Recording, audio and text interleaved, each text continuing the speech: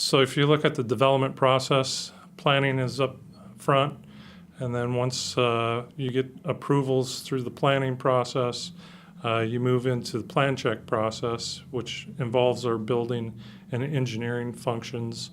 And then you move into the construction side of things, which then continues to involve our building and engineering functions as they're doing inspections out in the field, as both underground improvements are being put into place and vertical development for buildings are taking place.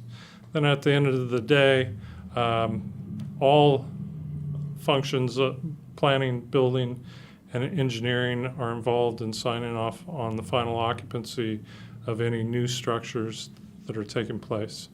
The other aspects of our business include a business services section. That section provides basic support through our mapping functions, GIS, database management. And the last function that is really critical is our code enforcement operations.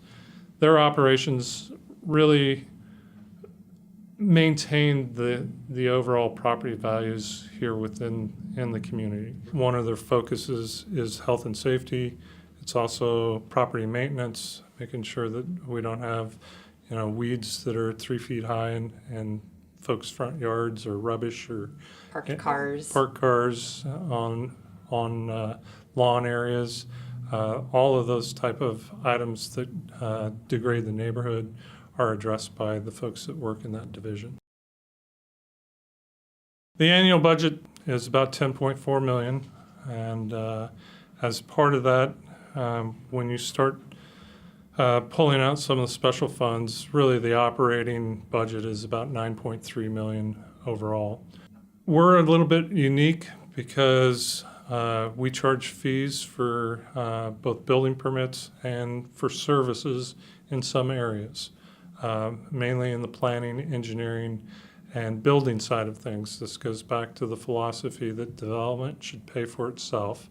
And overall, we recover about 70%, between 60 to 70% of our operational cost through those fees and doing direct billing to the development community.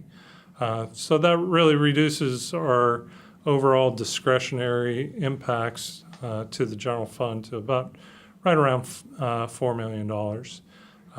And that $4 million is spread between multiple support divisions and our code enforcement operations.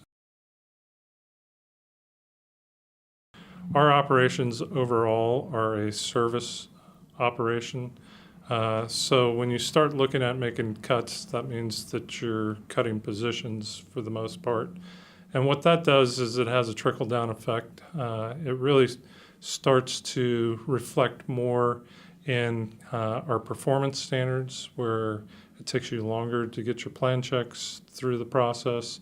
It may take you longer to get inspections followed up on. From a code enforcement perspective, we may not be reaching that 98% compliance rating that we've had in the past, because we have less people to deal with the individual issues.